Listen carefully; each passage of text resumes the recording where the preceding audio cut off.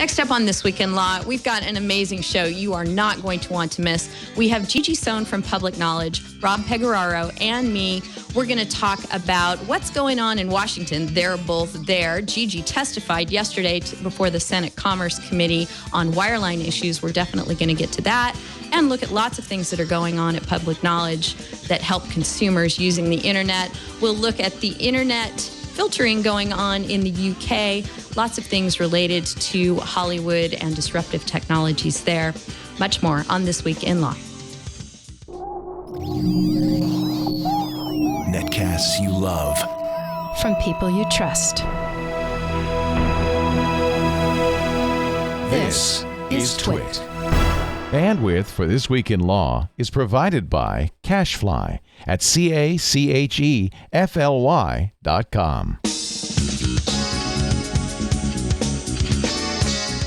This is Twill, This Week in Law with Denise Howell, episode 221, recorded July 26, 2013. We're number 9. We're number 9. This episode of This Week in Law is brought to you by ShareFile. Enhance your workflow. Send files of almost any size easily and securely with ShareFile by Citrix. Try ShareFile today.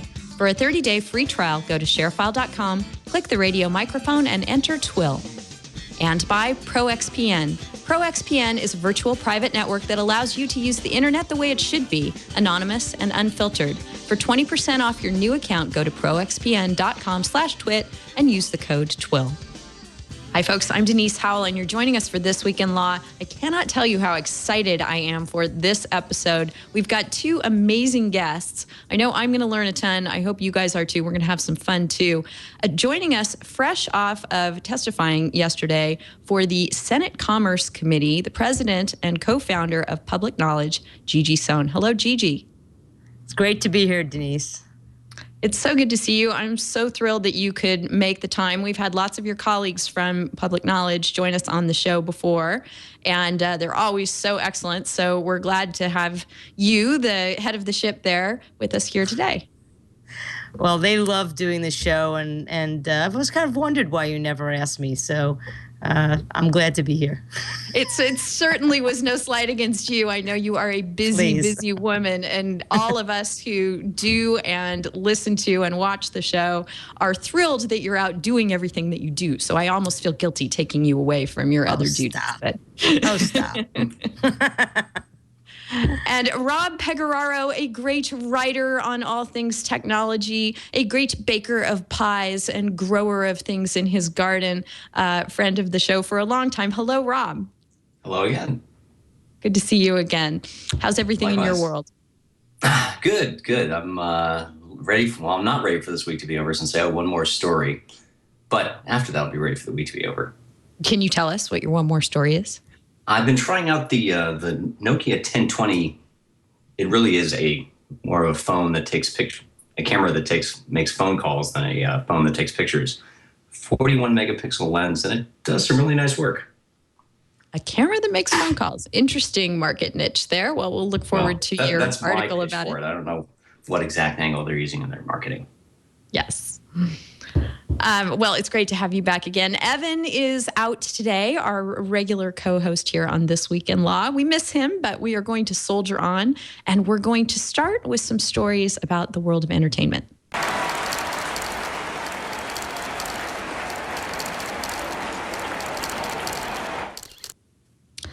Okay, Rob, since I couldn't get away from the shiny new thing this week, let's start with that. I put in my order for the Chromecast. I got my notice that it shipped. For once, being an early adopter seems to have been a good thing because apparently they pulled the rug out from under the Netflix discount that went along with it. So I applied that this morning. It made my effective cost of the Chromecast $17.82. So sorry, everyone who didn't get that discount. But I think the $35 device is still going to be well worth it. Have you gotten to kick the tires on the thing yet? Has anyone? Just got my value unit from Google as well. And had it been more on the ball, I would have had it plugged in already. But no, I've yet to actually take it out of the box. I'm really looking forward to trying it out, though. Mm-hmm. What they've done, the whole idea of this little thing you plug into the back of your TV that functions like a magic HDMI cable in the sky to your phone or your tablet, or laptop, that's kind of disruptive, especially the way you can cast anything in a browser, which gets around the problem of, say, Hulu decides they want to make it too easy to watch their stuff on your TV. Well, this way you can do an end run around it. Right. And that's why we're discussing it on This Week in Law. As folks will remember, when the Google TV device came out, it had lots of good PR from Google and seemed to be a very promising device until people like Hulu and the networks started blocking the ability of Google TV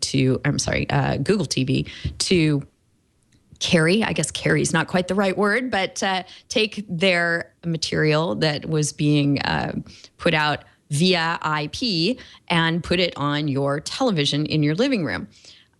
This is kind of the same disruptive sort of technology. I'll tell you what I have here in our house, and now it's going on more than 4 years that we've had this set up, so it's a little archaic, but it does the same thing as the Chromecast, just with a heck of a lot more hassle. We have 2 Mac Minis, one in our living room, one in our bedroom.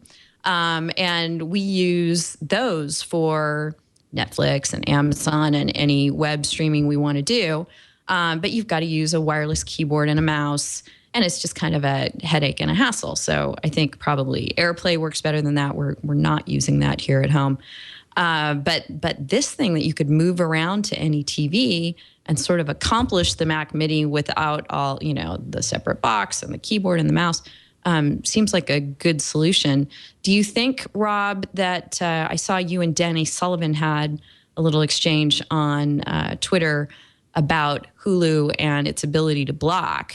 They've never been able to block, what I'm doing with my Mac Mini. Will this be the same thing?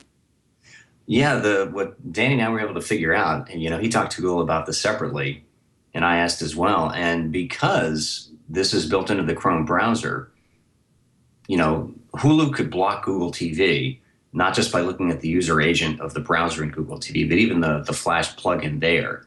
But in the case of Chrome, they're going to block every Chrome browser user. I don't think even Hulu's management is that stupid and self-defeating.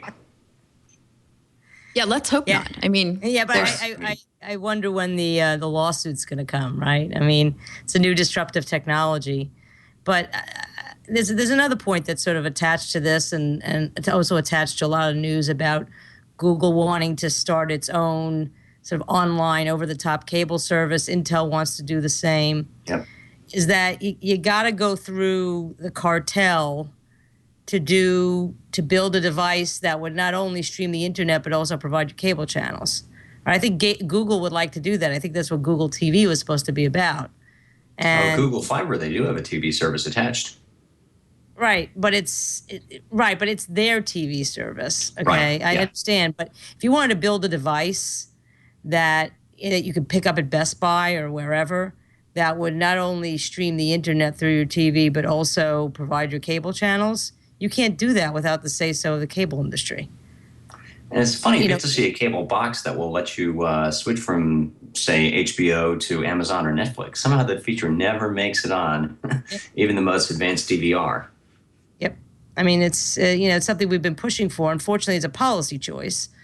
The FCC could say tomorrow that the cable operator has to allow any device to attach to its cable network, just like any device attaches to the telephone network. But they haven't had the guts to do it. Well, they haven't yet. They've yet to do Carter phone for plain old wireless phones. So I think TV would be a whole other thing for them. Gigi, could they do the opposite? Could they say you can't make devices that do an end run around these exclusive deals that the networks have done with the cable providers? That's what they're doing right now. I mean, that's basically they're saying it's either my box, either you license with me, okay, which Apple I think is starting to try to do. There's some deals here and there, like with Time Warner Cable and folks, but you can't, like I said, you can't just invent a box that has the technical functionality, sell it in a Best Buy, and hook it up to your cable. You can't do it.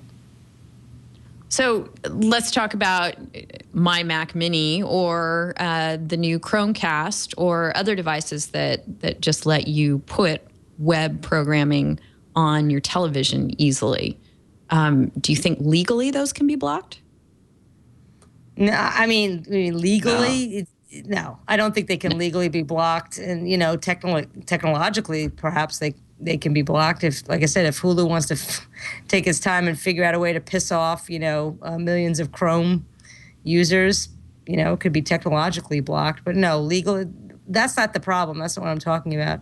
I'm talking about if somebody wants to make an all-in-one device, right? Even if you have the Chromecast, you still have to have a set-top box if you have cable.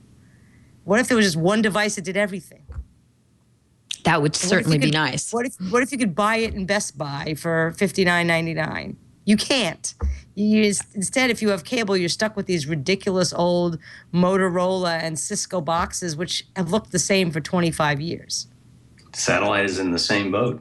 You buy remember when DirecTV owners, they were waiting for TiVo and DirecTV, that they had a breakup, and then they decided, okay, we're going to make DirecTV DVRs again, but it took them like 2 or 3 years to get it done.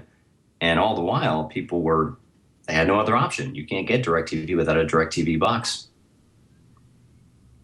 So, Gigi, what about this other television service that Google is working on that they tried to do with Google TV, where they were actually doing deals and carrying television transmissions? Where's that going to go? Are we talking about so I understand that Google wants to do an over-the-top service. So in other words, is this what you're talking about? Sell like a cable IPTV package. Yeah, a cable package and, over IP. The problem with that, and I know Intel's having this problem, I don't know if Google's having the same problem, is that the big cable operators say to the programmers, let's say like a Food Network or Discovery Channel, we will put you on our system, but you cannot, under any circumstances, if you want to be on our system, sell to an over-the-top provider, right? And if you're a programmer and you want to actually live, you need to make deals like that with Time Warner Cable and Comcast. Now, I think those kind of restrictive covenants should be illegal. But they are not. Yeah, it sounds like what Apple just got in trouble for a little bit. I mean, a little apples and oranges, price fixing versus anti-competitive agreements as to who you can sell to and who you can't. But still, Absolutely. I mean, we're getting into the realm of antitrust there. Yes, we are. And the good news is that the Justice Department, which is quite an activist Justice Department, is looking at these very practices. I don't know when their investigation is going to be over, but I'm hoping that they're going to move to stop these and other anti-competitive practices. Now, it's interesting. Comcast, by the terms of its merger with NBC, is not supposed to do this kind of thing. It's not supposed to disadvantage competitors. But it hasn't seemed to stop Comcast very much. I remember talking to your colleague Harold Feld about that when the merger conditions were being discussed, and he was cautiously optimistic about it at the time, more so than I was at first, which never happens. Harold Feld is never optimistic about anything. But maybe he was getting a little ahead of himself there. Well, I could talk for a very long time about how Comcast has basically thumbed its nose at half of the merger requirements that came from that merger, and I've really become a believer in that trying to take a huge transaction and impose all these behavioral regulations on it is a complete and total waste of time, because those regulations are only as good as the regulator. And if you don't have strong enforcement, you're just wasting your time. And at that point, the regulator should just say, this is good for people or this is bad for people. Not we're going to try to fix it with a million cuts and try to make it better. And I have to say, I don't see anything that's come good out of that merger at all for anybody other than Comcast and NBC shareholders. So one last question for you guys on this topic.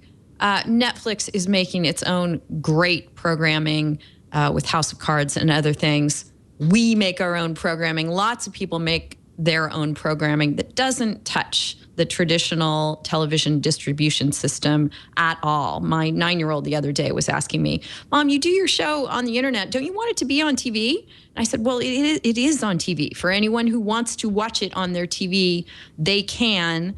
And do I want to be involved in being on a network channel on our cable company?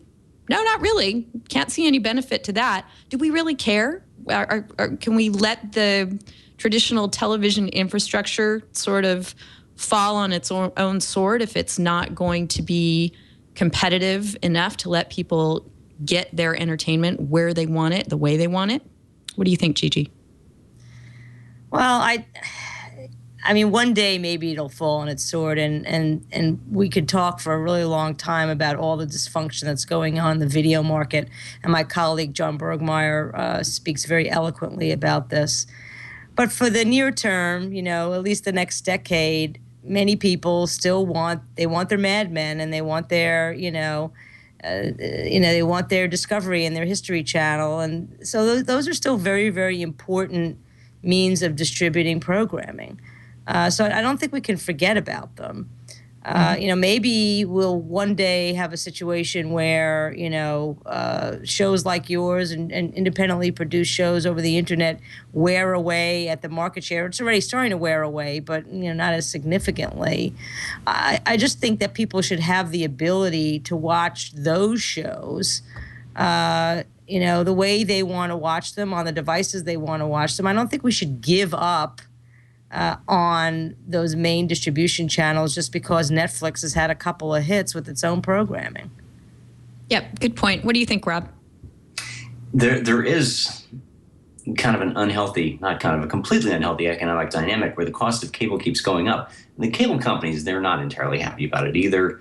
A lot of it is driven by the cost of sports programming. Every time you see a conference realignment, it's so they can watch a new regional sports network, which they want to get on the top tier. I was actually happy to see Comcast win one when the court said you don't have to put the tennis channel in your regular programming package. You can keep it on the extra cost sports tier because, they can have all this high-minded rhetoric about how they help get all these unusual and esoteric channels a wider audience. But cable and satellite operators are not the National Endowment for the Arts. I don't see why they have to tax the rest of us so we can have this broader choice. When, the result is the cost keeps going up and up. And in sports in particular, there seems to be no signs of stopping it. So like when Verizon recently, they added a regional sports network fee to Fios TV. And it was kind of a cry for help for them to say, look, we don't like this either. If you want to opt out of sports entirely, here's this much more cut down package that doesn't include any of the sports channels. And at some point, you've got to figure this has to go a la carte. Otherwise, are people just going to accept $150 cable bills all the time, even on, what should be a basic package? Well, it's so interesting because you're actually starting to see cable operators now promoting a la carte and promoting this McCain. And now Richard Blumenthal just co-signed as the Democratic co-signer to this bill that would, that promotes a la carte. It does not mandate a la carte, but it says to the cable operator, if you want the benefit of the compulsory license, which makes it easier for you to get TV stations, then you have to go a la carte. So, and they're actually, John is working with a coalition of cable operators. I believe Charter's in that coalition, Cablevision. There's a bunch of small operators who want to go a la carte. So the tide is really, really changing on that. But Rob, I need to address one thing you said. Let's set Comcast aside because it's both a content owner and a distribution pipe. The cable operators are forced to buy multiple channels, right? So ESPN says you got to get, if you want our main ESPN channel, you need to get ESPN2 and ESPN Classic and, and ESPN, Japan or whatever they got, right? Same thing with Viacom is another bad offender where they say you need to get Nickelodeon 1, 2, 5, 7, 9, VH 7, 8, 10. So that bundling really drives prices up. And then, of course, there's retransmission consent fees, which are what the broadcasters can charge cable operators by law. I don't think they should have the right to charge cable operators, but that's a whole nother ball of wax. All right. Well, one thing that folks are dying to opt out of on the consumer side is commercials. And we've had a legal ruling out of the Ninth Circuit Court of Appeals here in California in the Fox versus Dish case about the Hopper ad skipping technology. And what this ruling basically means, what the judge, Dolly G, good golly, Judge Dolly, what it said. It's a great name, isn't it? Yes, it is. What it means is that the lawsuit continues to be a horse race. What the plaintiffs here, Fox and others, had attempted to do was enjoin Dish from having this ad skipping technology while the lawsuit was pending. There hasn't been a decision on the merits in the suit. And in order to get an injunction at the beginning of a lawsuit, a plaintiff has to show a strong likelihood that they are going to succeed on the merits of their case when it goes to trial. And Dolly said, nope, not seeing it. Close issues here. Not going to undo what the trial court did, which was refuse to grant an injunction. So if you have a dish hopper, you can continue skipping. Nobody's going to block that unless ultimately there is a win for Fox in this lawsuit. Gigi, were you surprised at this ruling? No, not at all, because the Supreme Court said in 1984 that people have the right to record their shows. Okay, as long as it's you yourself, the individual doing the commercial skipping and doing the recording, you have a right. It's fair use, plain and simple. Now, why the networks continue to try to litigate this thing, I have no idea. They obviously have endless pockets of money to do this. So, it was a great victory for consumers. Obviously, as you said, Denise, it's just a preliminary injunction stage. So Fox gets another bite at the apple and again, gets another trial. But I think that the ruling is very, very clear that, this is, if anybody is doing the infringing and they're not, it's the individual. It's not the Dish Network people. So you can't find them liable. And again, the Supreme Court has made absolutely clear that this kind of activity is legal. Rob, do you think there's a difference between simply recording shows and skipping the ads in your recorded shows that Fox will be able to make some hay out of? No one's going to argue that I can't skip the commercials myself. There's a 30-second forward skip button you can activate on any TiVo. You might, the angle I'd be interested to see what the court finally says is, I guess Dish has people who actually have to mark off where the commercials are. So, there's a service they're providing there, which is not the same. You could say, well, that's the customer delegating, essentially hiring somebody else to do that job. And if it's illegal for you to do something, it's generally legal for you to contract that out. But yeah, the idea that you're not allowed to take out commercials, what is it going to be a crime if I go to the fridge while a commercial's running? I don't think so. Well, a number of years ago, actually, there was a Fox executive who said that it was okay if you went to the bathroom to skip a commercial. He gave permission for that. But again, what's the copyright infringement of skipping a commercial? What's the claim? You know what I mean? What's the actionable, what rule, what law are you violating when you skip a commercial?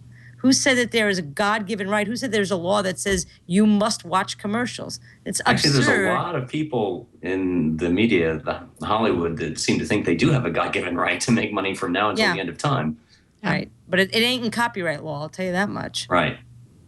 So did you guys see the rumor? I don't know if there's confirmation of this, but it was a journalist who was in Aspen at some confab of cable industry people and broke a rumor that Apple's TV offering that they're attempting to negotiate would include ad skipping, but something that they had worked out as acceptable. So there would be some kind of replacement ad, or somehow there would be some bone to the content providers if ads are skipped on the Apple product. And I wish I could remember the journalist who reported this. I think it was actually people would have to pay to skip. That's what I read. Mm-hmm. That's and that money would be shared with the channels? Yeah.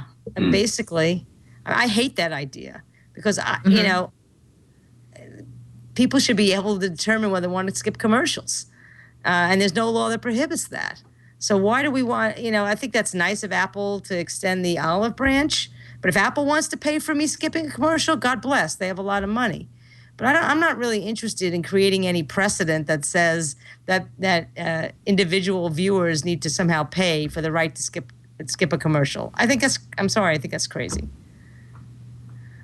Yep. And particularly if there's no legal basis for actually preventing the skipping of commercials, there doesn't seem to be a need to negotiate on that front. But Apple is good at trying to get the content providers to buy into whatever system they're going to be using. So I think they're, if in fact that this is all going on behind the scenes, they're good at trying to appease everyone. We're here with Gigi Sohn from Public Knowledge and Rob Pecoraro from many different outlets on the web, discussing important policy issues about entertainment and technology. And we're doing so because we have great sponsors for this show. And one of them is ShareFile by Citrix. With ShareFile, you can easily and securely send everything from large documents to PowerPoint presentations and media files, everything that you would ordinarily attempt to attach to an email and then just sort of cross your fingers and hope that it goes through. But you can't really do business that way. In business, we rely on sending and receiving important materials reliably. There's a lot of risk in placing large and confidential files in online boxes or even sending them as regular email attachments. There's no guarantee that your attachment's going to go through or who will access your files. So that's where ShareFile comes in. It solves that problem for you. It's the better way to send and receive files of almost any size. Now, when you're using ShareFile, files are sent as a link. You don't get any bounce backs at all. You can track when it's downloaded, and you can set access controls so you know that your files are secure. Plus, ShareFile allows you to store your files in the cloud so you can access them from anywhere. Your laptop or mobile device become exactly the same as your desktop as far as your ShareFile files go. You can work on the go. It makes everything seamless. It's perfect for the legal industry. I can tell you this because I use it in my practice when I have something that I need to know that opposing counsel has read and reviewed, and I need to have proof of that. ShareFile is the way to go for me. Also, there are a lot of instances where I have large files I need to send around digitally more and more as we put more and more online. So ShareFile handles that reliability situation too. So you don't have to take my word for it. I want you to go out and try ShareFile yourself with this special offer. You sign up today, you're going to get a 30-day free trial with no obligation. Go to sharefile.com, click on the microphone at the top of the homepage, and enter TWIL, T-W-I-L. Remember, visit sharefile.com and type in TWIL. Thank you so much, ShareFile, for your support of This Week in Law. All right, well, we were talking about streaming with the Chromecast. Amy Mann is not such a fan of streaming. She's brought a large lawsuit suggesting that online streaming services are relying on the wrong licensing entity when it comes to her work. Now, I know you have folks at Public Knowledge, Gigi, who are much more knowledgeable and understand the Byzantine world of music licensing better than the rest of us mortals will ever be able to. But do you have any kind of handle on what Amy is complaining about here? Yeah, and I will give credit to my lawyers, Jody Griffin, who knows more about online music licensing than any human being that I know, and Rashmi Ragnath for kind of cluing me in. This is largely a contractual battle. Amy Mann claims that the licensing agreement she had with this aggregator ended in 2006. They claim it doesn't. But I think what it brings out it's a kind of simple in that way. But what it brings out to me is sort of the Byzantine structure of the music licensing business. And one of the reasons you even have these kind of middlemen aggregators, some of them who may not be so wonderfully, they may be a little seedy, is because the online music licensing business is completely impossible to understand. It's really difficult to license, from musicians and from copyright holders. And it really would be a lot simpler if there were more compulsory licenses, and B, whether, it would be easier to actually find the people that own copyrights. Because remember, with songs, there's the person that wrote the work has a copyright, and then there's the person that owns the recording, the right to the recording. So you've got, right off the bat, you've got two copyrights that you have to clear. So, like I said, I'm not sure that this situation is anything particularly special. It seems to be mostly contractual. But like I said, it does point out how A, Byzantine the music licensing system is, and B, how a lot of these licensing services just screw artists. Even the ASCAPs and the BMIs, these collecting societies, oftentimes they don't make the money available to the artists. I remember there was one collecting society that claimed they couldn't find, I think it was Sound Exchange, claimed they couldn't find David Bowie. I mean, really? Yeah, just look for Iman, like walking down the streets of Manhattan, and you'll be able to find David Bowie. So, like I said, this is a contractual case, but points out sort of larger policy issues. Yep. Rob, do you think this is a threat to any of the music streaming services? No, like Gigi said, this is some contract that she says wasn't followed. I don't think it has anything to say about the legal validity or durability of music streaming in general. There are all sorts of economic problems. Did they make enough money to artists? Would artists make more money off them if they didn't have record labels taking some of the profits, if they were able to strike better deals? You have the whole internet radio royalties thing, which is a hairball that's been rolling along for, like 15 years now. But I don't think Amy Mann's lawsuit really does anything about all those bigger issues. All right. Well, you just gave me, I think, a great MCLE passphrase for the first part of our show. We drop in these phrases for people who are listening to the show and hope to get mandatory continuing legal education credit from their jurisdiction, or perhaps professional credit in another field. And we put these phrases in case you need to demonstrate, yes, I listened to the show. First one's going to be hairball for today's show. I love it. And if you need more information about how to do that, if you head on over to our wiki at wiki.twit.tv, go to the Twill page there, and we've assembled a lot of stuff, what we know anyway, about the different jurisdictions in the United States and how you can apply for credit there for shows like this. So moving on, we were talking about injunctions before being granted at the beginning of lawsuits.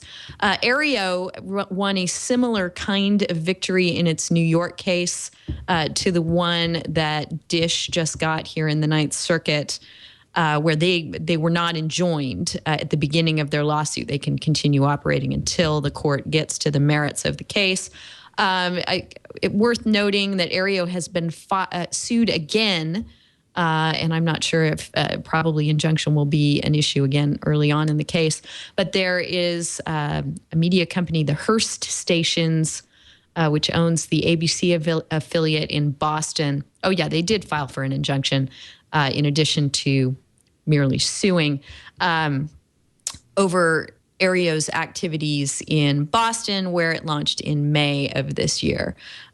So we've got that on the radar now. Aereo won an injunction once. It will perhaps do so again here, but they remain under attack with all of their tiny little antennas. Gigi, what do you think of their business model and their long-term prognosis?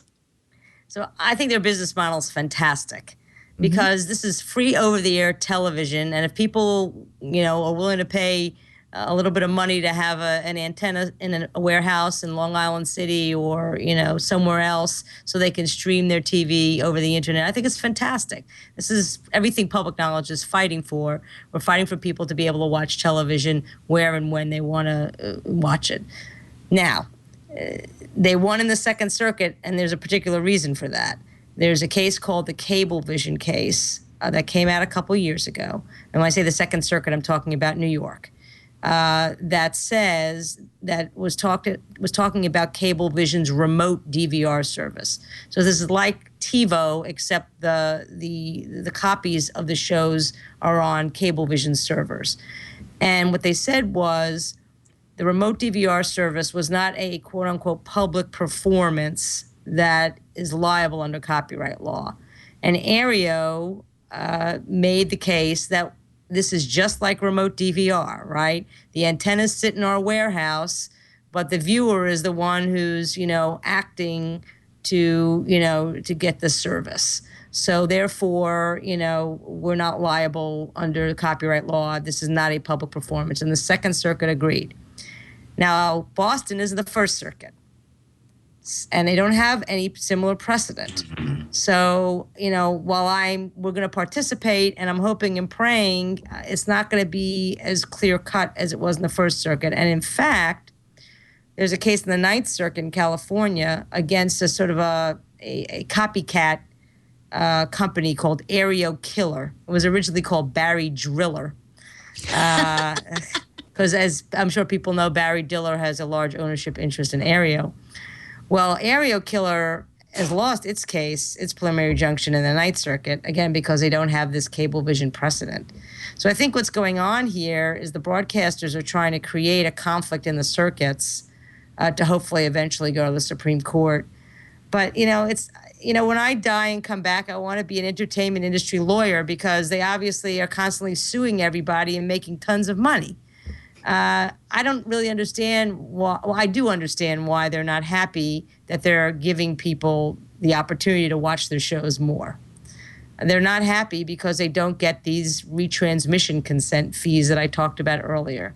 So these fees that they get because Congress, in its infinite wisdom in 1992, said you could force a cable company to pay you to carry your signal. Right. One of the things about streaming, as Aereo does, is it makes it hard to skip ads. You really can't do it.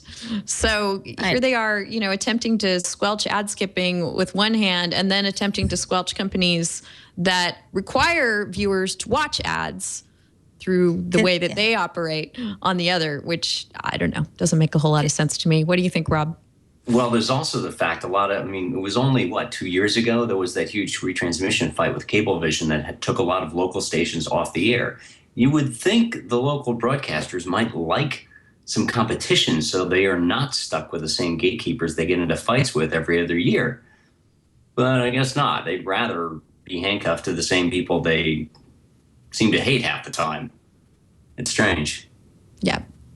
I almost feel like we should have an entertainment industry lawyer on the show today. We're kind of beating them about the head here, the three of us, but let's soldier on because our last entertainment-oriented story involves, I put it in here because I like it when Hollywood argues for fair use and wins fair use cases and recognizes the importance of fair use. And here we had Sony Pictures doing just that concerning its film, Woody Allen's movie Midnight in Paris, where they used a William Faulkner quote. I loved this movie. I was an English major, and so the whole thing just was fun for me.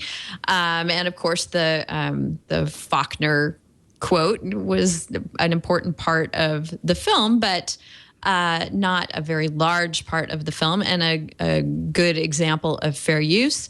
And that's what District Judge Michael Mills found too, that the use was de minimis and that the Faulkner estate did not have anywhere to go with this. Gigi, are you happy that this outcome came from the court? I'm delighted, but it's yet another example of the studios saying, fair use is great if I want to use somebody else's work, but if you want to use my work, forget about it. Again, consistency is the hobgoblin of small minds. It was interesting. There have been now, I believe, 3 hearings in the House on so-called copyright reform. I call it so-called because it really doesn't focus so much on copyright reform. But they had one actually the same time I was testifying in Senate Commerce about, the benefits of copyright to the economy. So they had these maximalists on there, copyright maximalists, and one of them talked about the scourge of creeping fair use. It just cracked me up. I mean, no, fair use, it's in the law, all right? It is a limitation and exception on your copyright monopoly. So, anything that would strengthen fair use or, give people the ability to use it more is anathema to people that own copyrights. But if they want to make fair use of something, well, then, And that's a very important part of the law. So I'm delighted with the decision, and of course I savor the irony. What I want to Yes. know is Sony, any part of the entertainment empire, how many hip hop artists have they sued for unauthorized sampling of a bit of sound? That would be interesting to figure out. That's a Yes, good point. and certainly other unauthorized uses of Sony's own material. So you're right. The irony is thick, but you know, from time to time we see EFF and others get involved in cases like this on behalf of the entertainment industry to stand up for fair use, and so, you know, perhaps just from a PR standpoint, it's good for them to win suits like this, but hopefully from a philosophical standpoint as well, that fair use is good for everyone, and bringing that point home. Denise, if I could just add, I do think, particularly over the last 4 or 5 years, the courts have broadened their minds about fair use. I think we're winning a lot more of these, even when it's not bought by a movie studio, than we're losing. So I think they're seeing the value in fair use. I think, you know, the sort of the knee-jerk reaction that particularly the Ninth Circuit and Second Circuit would have automatically towards the entertainment industry making a claim about copyright law. You're not seeing it as much anymore. I think that's probably because judges are getting younger and their staffs are getting younger. So it ain't perfect, but it's a heck of a lot better than it was, you know, 10 years ago, 12 years ago when I started public knowledge. Yeah. All right, let's move on to something that happened in the UK this week. Officially, I think it was last Sunday, David Cameron, the Prime Minister, came out and announced that this plan that's been discussed for a while about making internet filtering mandatory at the ISP level is going into effect.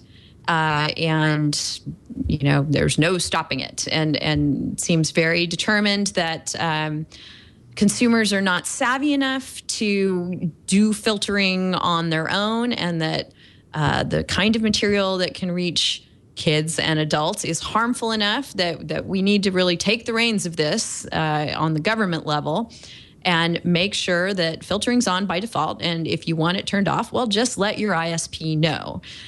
So you become a registered person, at least at the ISP level, of someone who wants porn to come into their house. A lot of people think this is problematic.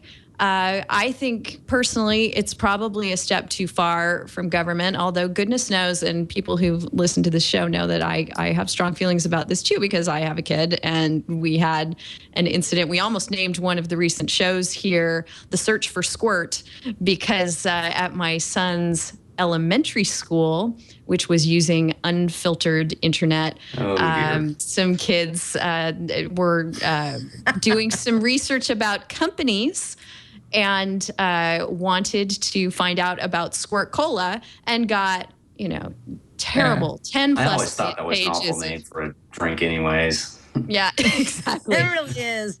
Yes. So, you know, the stuff that people can stumble on is fairly scary. And I don't think that the problem of a school having unfiltered internet is really addressable or appropriately addressable by what they've done in the UK here. But I'm curious to get your thoughts, Gigi, because public knowledge is so much about keeping the internet open and accessible. What you think of what's going on? Well, unfortunately, this is what happens when you don't have a Constitution or a First Amendment. It makes these kind of activities easier to justify. Look, we are in favor of giving parents and schools and whoever the tools and the knowledge to be able to protect themselves from things they don't want over the internet. And, you know, if I can become parochial, it's not just about porn. I mean, it's going to be about porn today. And of course, how do you define what pornography is? Is it, you know, when you see it, as Justice Brennan said many, many years ago? Or is it, you know, information about LGBT people or other folks that, you know, are not harmful, but, you know, they get filtered out because the words they use are wrong or the pictures they use are wrong. I mean, I just think it's a slippery slope, and it's an unfortunate one. And the better track is to give people easy tools to use to filter themselves, and also to teach them how to use those tools. I mean, digital literacy is really, really important. So I think it's unfortunate. It's also a slippery slope, in my opinion, to filtering for copyright, to filtering for violence, to filtering for a lot of other things. Once you set up the mechanisms, I mean, I remember, a number of years ago when the ISPs were doing deep packet inspection so they could send targeted ads.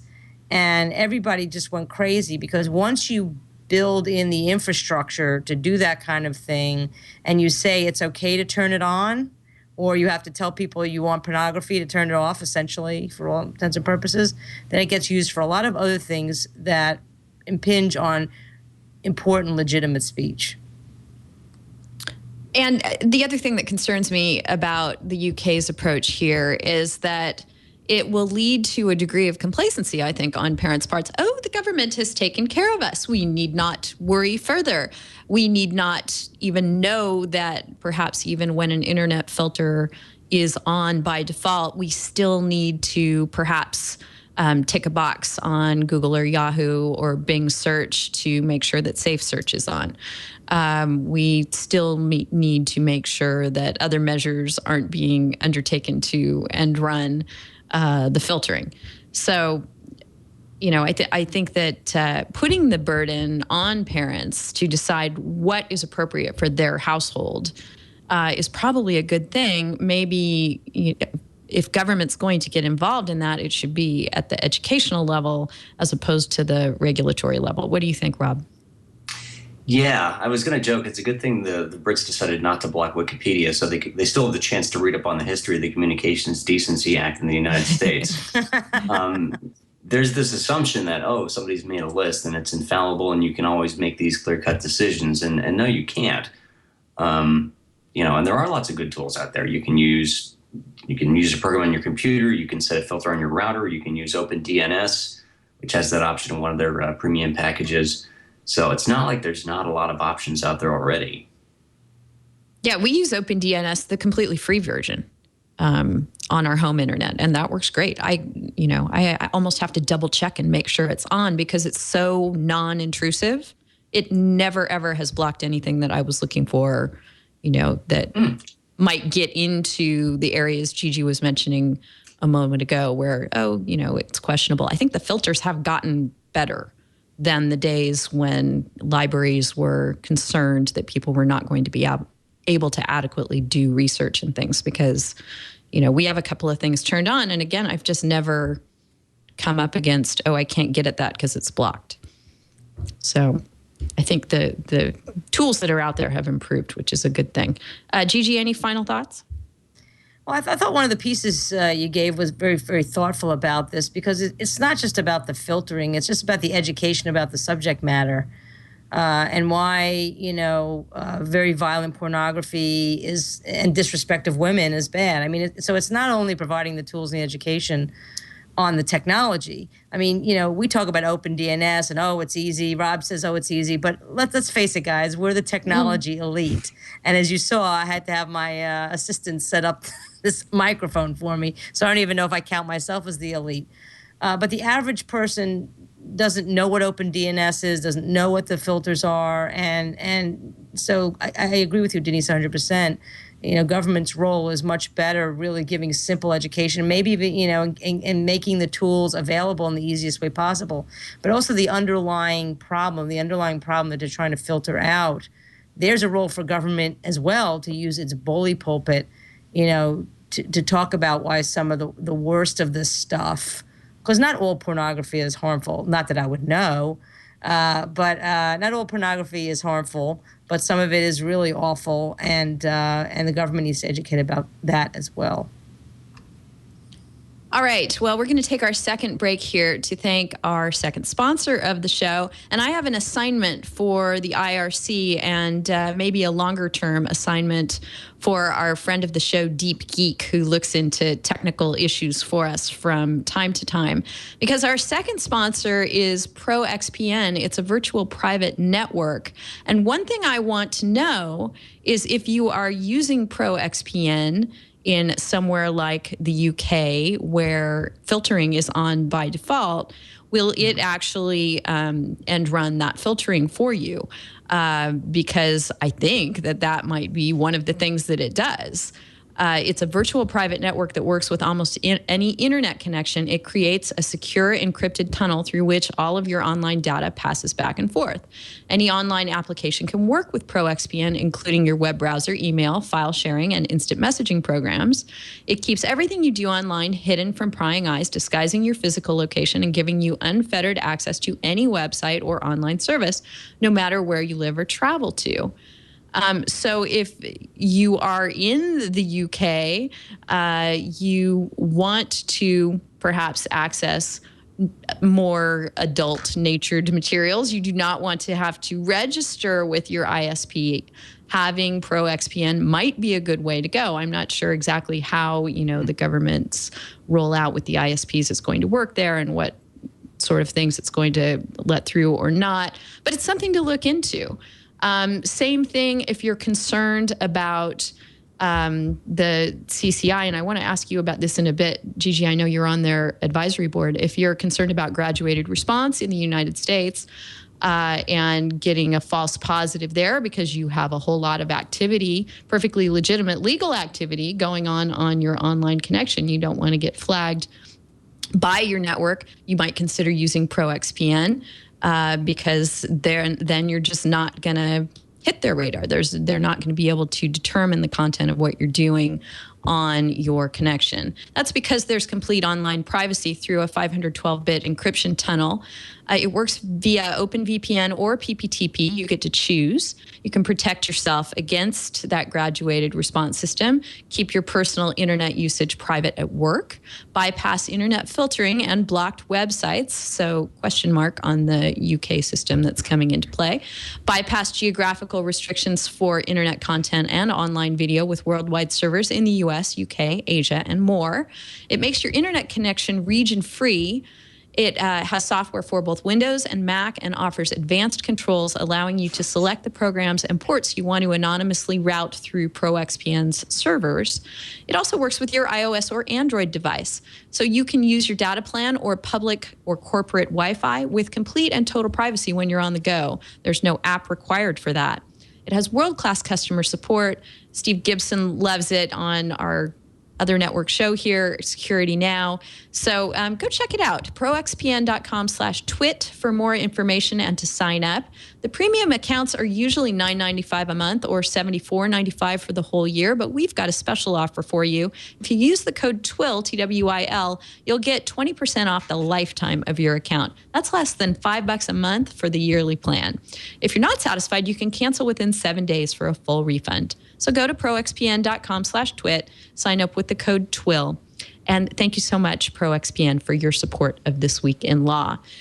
So Gigi, before we move on to some privacy stuff, I did want to ask you about CCI and the Graduated Response Program and how you think that's going. I think it's going pretty well. So far, I've not heard a whole lot of complaints about it. Look, I think it's unfortunate that something like this was deemed necessary by the ISPs and the motion picture industry. I don't think the ISPs really want to do it, but I think the motion picture industry and the recording industry just browbeat them until they did it. But I will give them some credit. They've really tried to build in some protections and due process.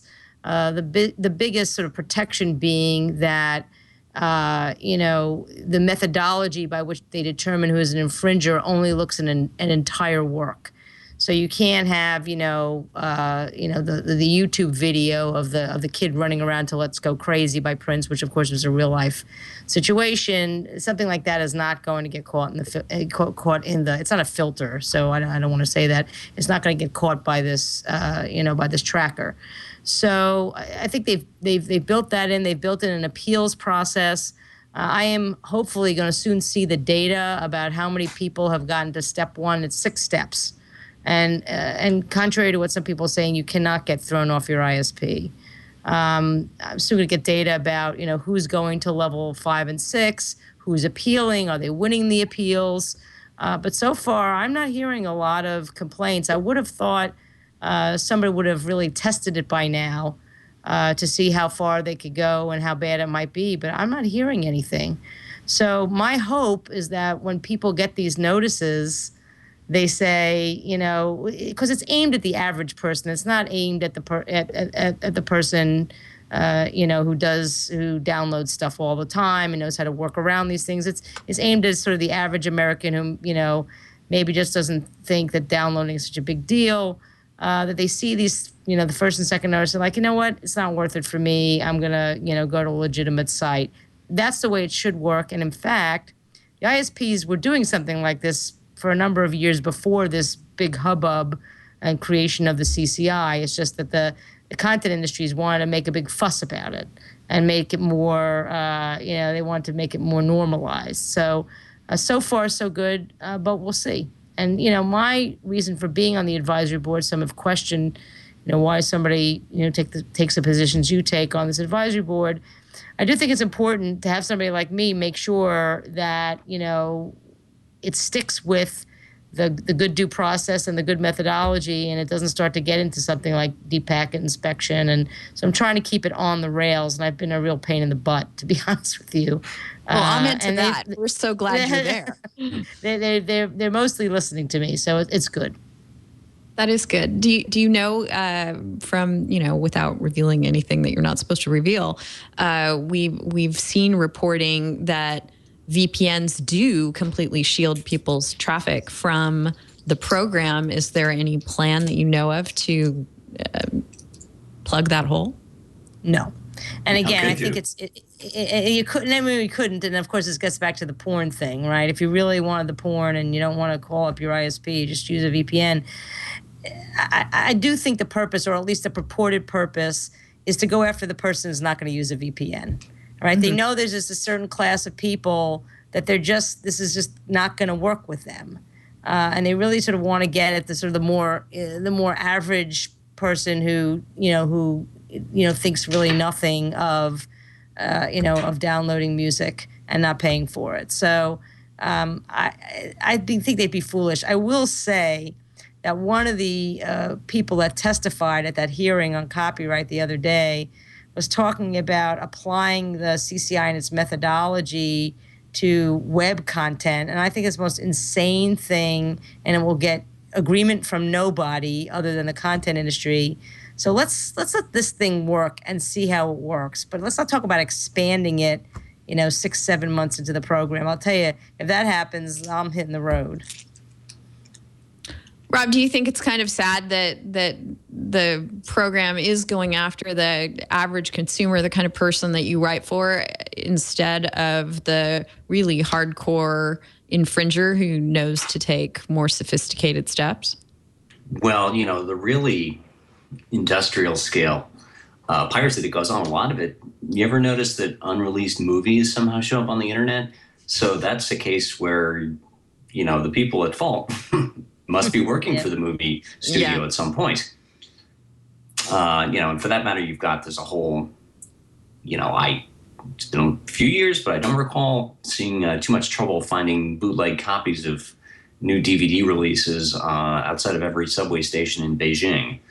So, the really widespread commercial scale stuff is not going to be affected by something like this, because that's going on at a whole different level. It's not individual people throwing stuff up on one file sharing site or another.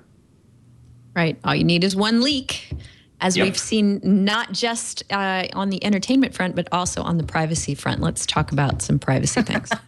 Good segue.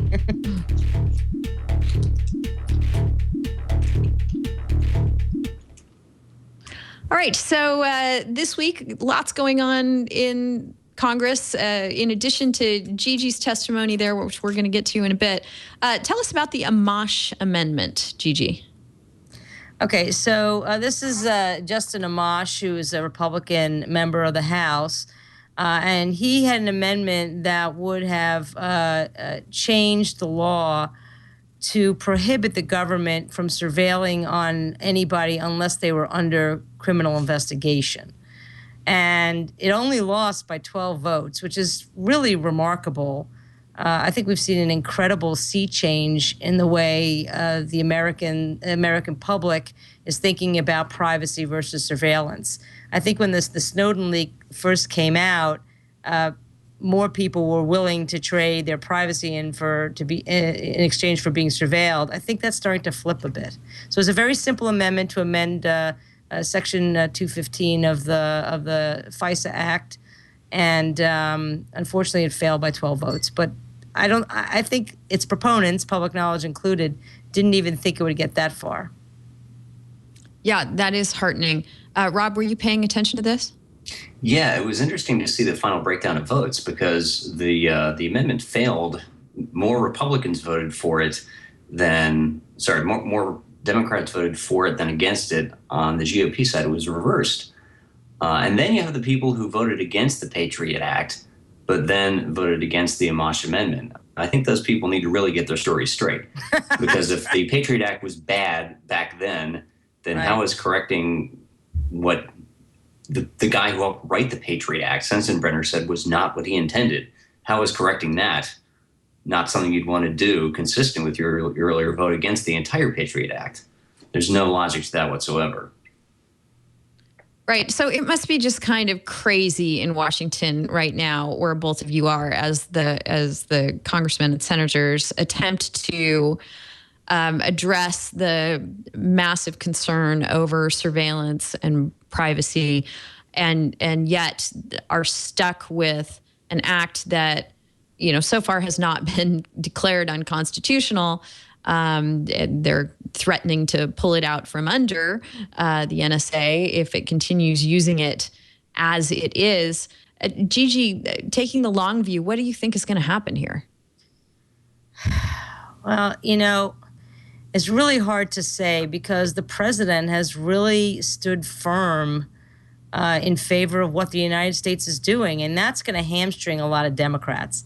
So I feel like even if the Amash Amendment had passed in the House, I'm not sure it would move forward in the Senate, because I'm not sure the Senate Democrats would have voted against the president. I'm waiting to hear the president come up with a package of ideas for how he thinks ordinary people's privacy can be protected from the surveillance of the government, and I'm not hearing it. So it's really, really hard to say. It changes like crazy. The changes that we're seeing in public opinion could eventually move the administration to come up with real reforms. But right now, I've really been surprised at how steadfast the president, a constitutional professor, and I thought a civil libertarian, has stood up for this. But there's an interesting related question. I was talking to my spouse, who actually does privacy work and is starting to do some of this, learn about this NSA stuff, about I think one of the reasons you have the breadth of surveillance that you have in this country is because you have a surveillance industrial complex. Remember how President Eisenhower talked about the military industrial complex? You have a huge industry that's built up around surveillance, and they ain't going to make money unless they surveil more. And I think, among the many things that need to be fixed and looked at is why we have this huge industry. Why do we have Booz Allen working on this? Why do we have all these contractors?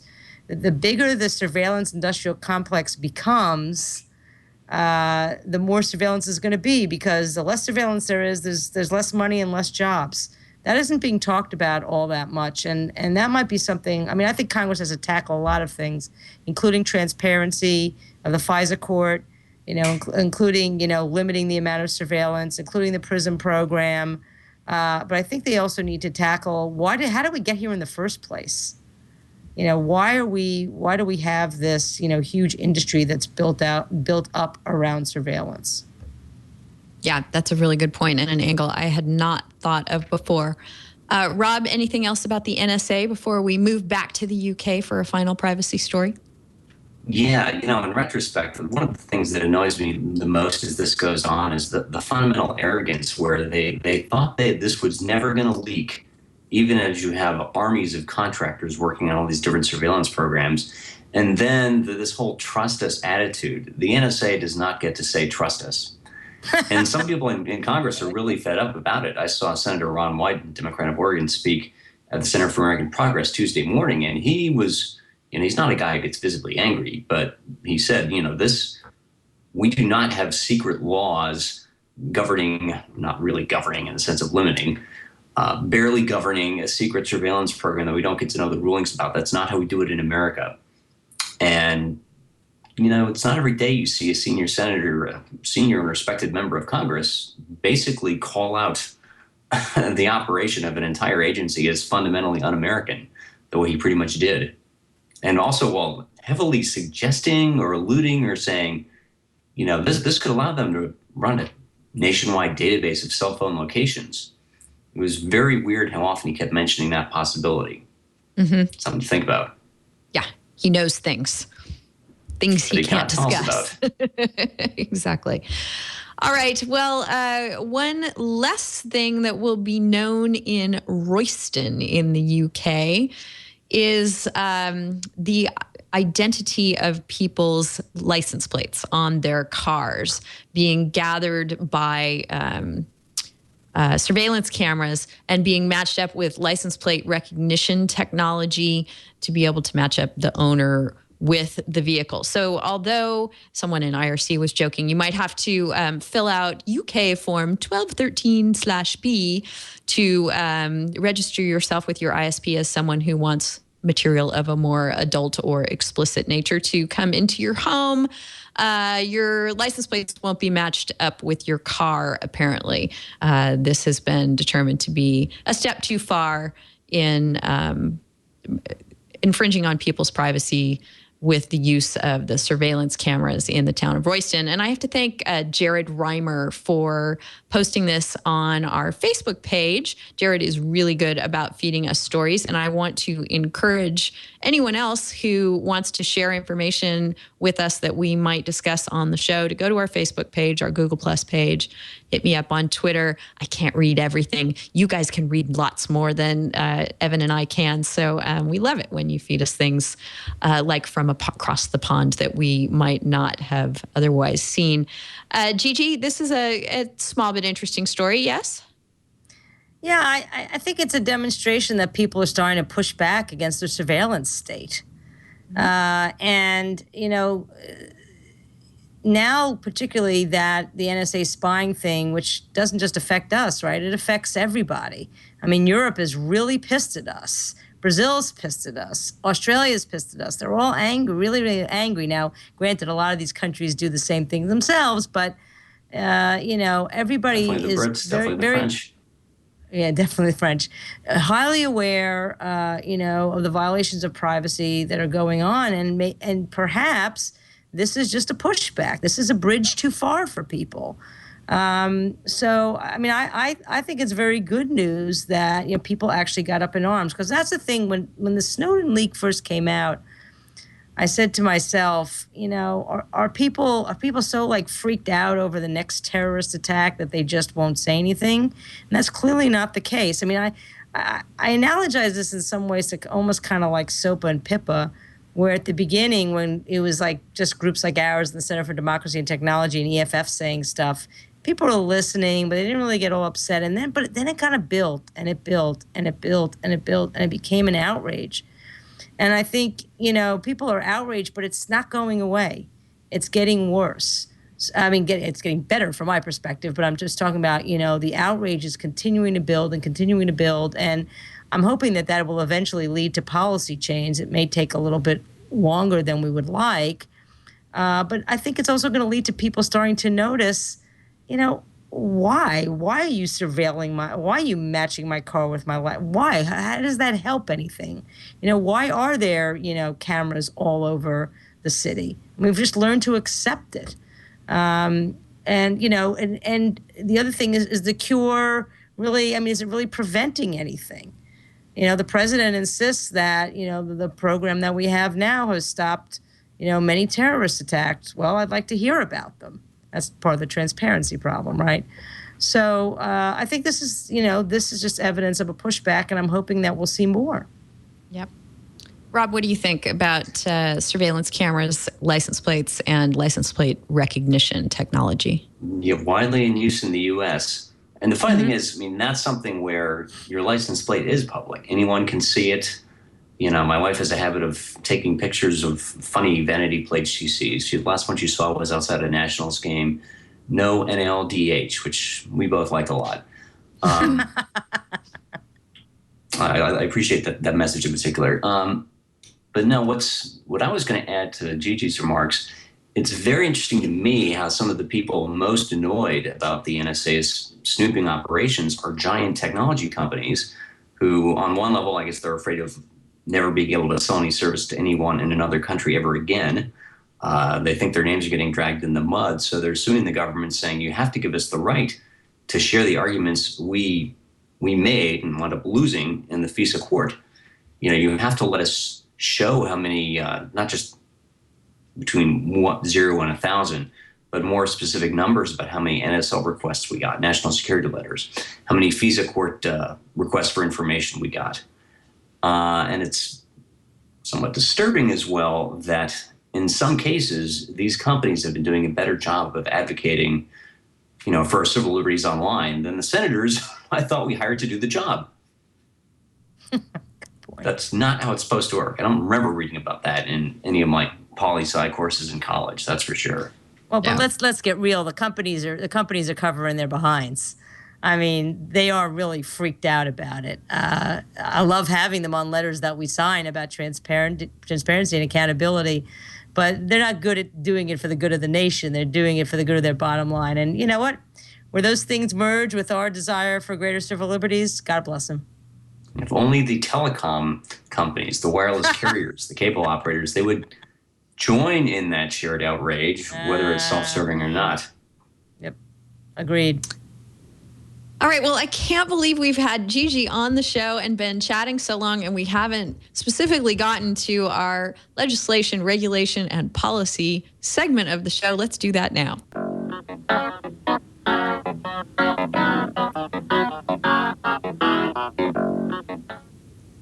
Okay, little digression before we get into the stories in the rundown. You guys watch The Newsroom? Have you watched the first couple of episodes of the new season? I don't have HBO. I haven't BitTorrented okay, it either, I'd like to point out. It's fun. Aaron Sorkin glommed onto SOPA and PIPA and the debates, the heated debates in Washington about them. You know, the show is about semi-current events in Washington that the newsroom is covering. So it's right now doing segments on things that happened last year. And there was this funny little incident where the son of the network head was barred from the SOPA and PIPA hearings, was not allowed to go in because the network had ticked off some Republican lawmakers by their news coverage of the Tea Party. So this was a big sticking point and cause for internal political strife at the network that they couldn't go in and lobby about SOPA and PIPA. So interesting that it has made its way into that show. Let's talk about yesterday, Gigi, the wireline hearing that you attended before the Senate Commerce Committee. I read your testimony. I read Larry Downs. It seems like both of you are advocating restraint and taking things slowly as the legislators consider moving toward IP telephony. Yeah, so we're actually excited about the move to IP telephony. So right now, to the extent anybody has basic phone service, it's usually given over copper line, sometimes fiber, a technology called time division multiplexing. Well, the telephone companies want to stop. It's a very costly technology. They want to stop using that kind of technology. They want to. Some companies, Verizon in particular, want to stop using copper. And they want to go to all IP technology. Now, depending on where you live, that might mean if you're a Verizon customer, you get migrated to Fios. But if you're in rural areas, you get migrated to wireless IP transition. And like I said, we're excited about the transition, but we're also concerned that IP technology does not have the robustness of this TDM technology. So we want to make sure that there are certain values as we move to this IP future that are maintained. And these are values that have been part of our communication system since it was built, so for over 100 years. So this is service to all Americans, competition and interconnection, consumer protection, reliability, and public safety. So if the new networks can embody those values, we're fine. Then we can have the argument about, what should be regulated, what shouldn't be regulated. I would say that, Larry and I differ because he actually thinks that we should hurry up and get this done, and Silicon Valley would get this done in 2 years. I think we want to be more cautious and make sure that these values move along and nobody's left behind. And unfortunately, we're already seeing examples of people being moved involuntarily to IP technologies who are getting screwed. So for the most prominent example is Hurricane Sandy wiped out the copper network on Fire Island, New York, not far from where I grew up on Long Island. You can tell I grew up there.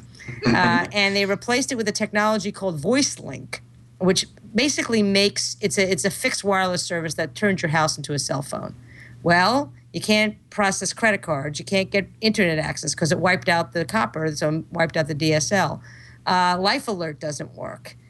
You can't reliably make 911 calls. I mean, there's a whole list of things we have come to expect from our communication system that don't work with this IP technology. So we want to make sure, and something like 400 Fire Island residents have complained to the New York Public Service Commission. Now, they only have a couple hundred people that live there permanently. So for 400 people to complain, that's pretty remarkable. So again, we don't want to make sure that in this transition, which overall will be good, that nobody is left behind, and people can call the hospital and call 911 and have their life alert. They can fall and they can get up. Their life alert can work. We don't want any tests like what Verizon is doing, basically just going in there, changing the technology, not working with the community. That was pretty boneheaded on their part. I've noticed you've been pointing on Twitter, Gigi, to how far behind our broadband infrastructure is in comparison to other countries. Are we in danger of overtaxing that infrastructure if we move too rapidly here? Well, my colleague Harold Feld had just an absolutely spectacular piece in the Los Angeles Times this week, which I did tweet, and I hope people will read. I don't know if we'd overtax it by doing the IP transition. Look, we just actually fell from 8th to 9th in sort of broadband availability, affordability, and upkeep. Some apologists for the broadband industry are like, yay, number 9. They think that's fantastic because we used to be number 22.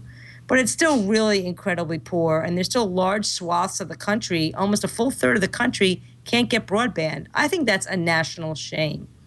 So, I mean, it's going to take good policies to make sure that we do this switch over well, and that we incentivize competition. I think the only way Comcast and Time Warner Cable and Verizon and AT&T are going to build the kind of broadband systems we need is if we have more Google fibers and people, like Google building high-speed connectivity. I don't know if you've seen what's happened to the incumbent broadband provider where Google has either said it's going to build or has built. Okay, and they're not going to do it everywhere. Okay, so it's not the panacea to our problems. The incumbent freaks out and says, "Oh, we're gonna provide a gig too." So competition is the thing that's going to get us from number 9 to number 3, 2, and 1. Until that happens, as long as you have these regional monopolies or duopolies, there's no incentive to build out. There's no incentive to spend money. I know, I can't tell you how often I call up Time Warner, my cable provider here where I live in Southern California, and ask, can I get Uverse? Where's the better internet for our home? Because, we're we're on broadband, but at times it feels like it limps along at 15 down and 2 up. Yeah. So, you can get a lot better than that. And I really would like to, but I can't, can't do it. No can do, says my ISP. So imagine if you lived in Wyoming or Montana. I mean, you live in Southern California. And actually, you talked about how the IP transition plays into the problems we have with broadband. The great thing about the IP transition is we now have an opportunity to relook at our policies and do it right. Okay? And if we do it right, we will have more competition. Okay? So, unfortunately, since like 2002, 2003, there's been this sort of hodgepodge of policy, and some things are regulated and some things aren't regulated, and some things are an information service and some things are telecommunication service. It's just a mess. It's got no consistency at all. But what it absolutely has not done is promote competition in any way. It's just promoted the biggest players getting bigger. And so you have the situation that you have, Denise. You live in an urban area, I'm assuming, and you can't get good broadband. It's pitiful. Yeah. There's no competition, to your point. Yeah, I mean, all right, right outside Rob. of DC, a Go ahead. good friend of mine, he's stuck with slow DSL. The only alternative is the cable company, and he has satellite. So what's he going to do? Yep. Let's make competition our second MPLE passphrase for this episode of This Week in Law before I forget to drop a second one in. Quickly, let's check in on the patent front.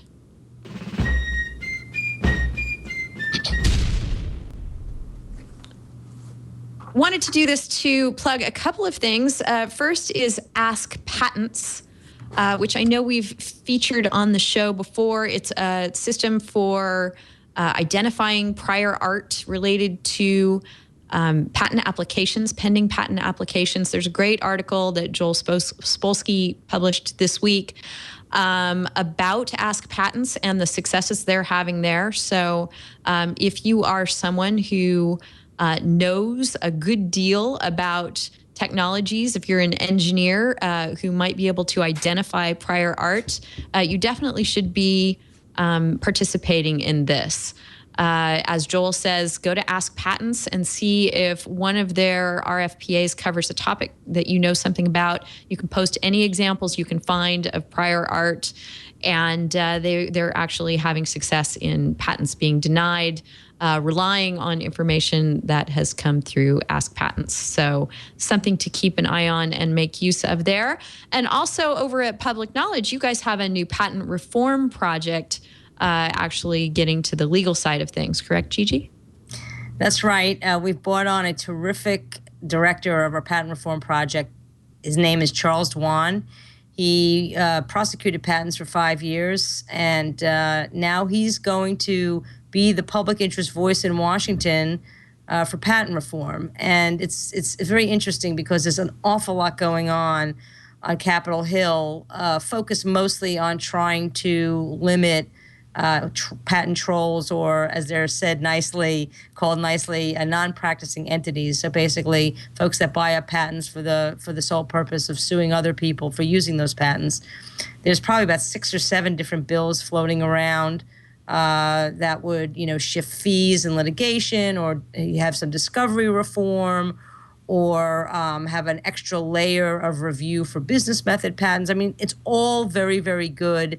And in fact, there were a whole bunch of people on the Hill, including Charles, yesterday and Thursday, going around to offices, and they got a very good reception. And Charles was the only person representing sort of consumer public interest, which was great. Obviously, EFF has wonderful Julie Samuels, but they're 3,000 miles away, so we can really kind of be on the ground, and we're working very closely with EFF as well on this.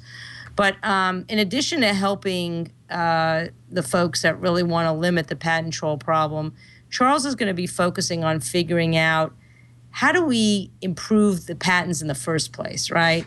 I mean, the problem is there's so many poor quality patents coming out of the Patent and Trademark Office that it's easy to feed the trolls. So what he's going to really focus on is what fixes can we make, hopefully that you don't need legislation for, that maybe the Patent and Trademark Office can do itself, that will make the patents coming out of the Patent and Trademark Office be better. It's not as sexy as going after trolls, but I think it's just as necessary. And in fact, he has put out a call to all you entrepreneurs and innovators out there. If you've got a good story to tell about how, the patent system has not worked for you and why, we'd really, really like to hear about it. So it's on our website, publicknowledge.org. We'd love to get your stories about, how the patent system has affected you. So he's right. He just started a couple of weeks ago, and he's really sort of getting his agenda. But there's so much activity on the patent troll issue on the Hill that he's spending a lot of time, again, being the consumer public interest voice up on Capitol Hill on patent reform. Well, it's wonderful you should mention that, because the Act Now page at Public Knowledge is our resource of the week this week. And it is full of wonderful opportunities for people to participate and help public knowledge and communicate with their lawmakers about important issues. You have the Tell Us Your Patents horror story option there. Tell the FCC to protect disaster victims and ensure effective phone service for all. Relating to the wireline conversation we were having. Tell Congress that you support the Unlocking Technology Act, which was also considered by Congress this week. Fixing the DMCA is there, the future of video. Share your cable frustrations, supporting the phone system's fundamental values, telling the White House to ensure openness in the TPP's IP chapter, very important there. Tell the FCC to protect text messages just like it protects phone calls, and tell the FCC to investigate data caps. So for everyone who listens to our show and gets depressed and says, Washington's going to do what it wants to do and we have no control over that, no say, no voice, Public Knowledge is there to have a say and a voice and participate on their Act Now page. So take advantage of that resource. Go check it out. Thanks, Gigi, for all your work there and making that available for all of us. Well, thank you, Denise. It's been great. And I have to say, I know people do get upset about Washington and all the dysfunction, but you know what? You can make a difference. And I will say that in the last several years particularly, we have more and more legislators who really, really want to hear what we have to say and actually act on it. So I was kind of shocked when I went into the hearing room yesterday and saw so many friendly faces and people like new Senator Ed Markey, who worked on these issues for 37 years in the House, now in Senate Commerce Committee. Richard Blumenthal was a consumer advocate. Amy Klobuchar. We have some real friends on the Hill who have power. So we can make change. It doesn't happen overnight. I've been doing this kind of work for 25 years. And if I, wanted things to turn around immediately, I would have jumped out my window by now. It's incremental change, but it's happening. So we're happy to be your voice. And like I said, every little last voice, every individual who lets their member of Congress know how they feel is critical. You can make a difference. All right. And we have... Go ahead, Rob. A year ago, if you had a tech policy conversation about things happening in Congress, it would be, what horrifying bill there are people trying to stop this month? And now it is more, what bill that might improve things has a chance of going forward. It's not the same as actually having legislation pass, since, how many years have people been talking about fixing the Telecommunications Act or patents or copyright? But it is a notable shift. Yep, it is encouraging. And for anyone who's not sufficiently encouraged and uplifted by those thoughts, we do have kind of a lighthearted tip of the week for you this week, courtesy of Anthony Weiner, mayoral candidate in New York. The tip is simply the word no. And I can't take credit for it. Over at Jezebel.com, there is a hysterical article by Erin Gloria Ryan. In case no just isn't enough, she takes you through various scenarios where you might be considering texting a photo of a body part, and she, helps you through the thought process. And in every single instance, the answer is no. So I just think tip of the week, I think, is a great name for anything having to do with Anthony Weiner.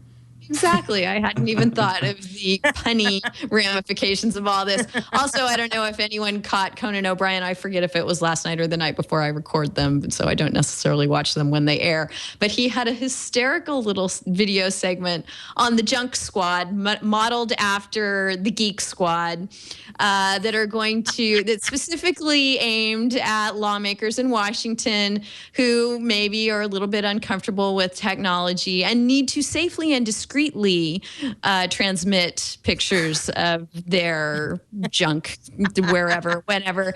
They will pay personal visits to your home, office, or governor's mansion. And one of my favorite bits of the clip, you have to go check it out. It's over at teamcoco.com for the whole thing. Is when asked right early on, are you sure you really want to do this? You're a high-profile public figure. Their first actor portraying a congressman says, absolutely, it has to be done. So Conan's riding to your rescue, too. Guys, this has been just such a fun show. I've learned a lot. I've had a blast. Gigi, please come back on again with us. I'd be happy to. Delighted. Okay, we'd love to have you again sometime. Thank you again for everything that you do. And you can tell I'm a bit starstruck having Gigi on the show today, but I will attempt to get over it and get over it. behave myself with a bit more decorum the next time you join us. Thanks so much again. My pleasure. And Rob, I'm always starstruck to see you. You're just such a pleasure to talk with and have on the show. And I know you're going to come on again. You've come on before, Absolutely. And I'm just relying on you to come on again. Repeat offender. Yes, and we'll make your record in an arm long, I hope. Are you going to go to the Tech Policy Summit in Napa in November? Have you made plans for that yet? Yes. Will I go to the Tech Policy, to the conference at a really plush resort in wine country? Let me think about that. Sure. Yeah. Why not? Yeah, I'm going to try and arrange my schedule too. Gigi, are you speaking there by any chance? I've not been asked to speak, but if somebody wants to pay my way, I think that's the problem with that conference. Is they don't pay your way, and that's our poor nonprofits. So we gotta get our ways paid. Yep. Well, it would be worth every penny. So yes, we'd love to see you there. Folks, we've just so enjoyed this show. I hope that you have too. If you're not joining us live at 11 PT 1800 UTC, which is when we do this show each week, you can always catch us after the fact. All the shows are on iTunes and on YouTube at youtube.com/thisweekinlaw. And as I mentioned earlier, we love to hear from you between the shows. We aggregate all the discussion points for the shows on a Delicious page. It's delicious.com/thisweekinlaw/ the episode number. So 221 is this one if you're looking to read in more depth about the things that we've talked about today. And we love to hear from you on Facebook, and Google Plus and Twitter are probably the best ways to reach us. Email works too if you have something of a more confidential nature. Evan at twit.tv is my co-host, Evan Brown, and Denise at twit.tv will reach me. So we look forward to hearing from you and to seeing you next week on This Week in Law. Take care.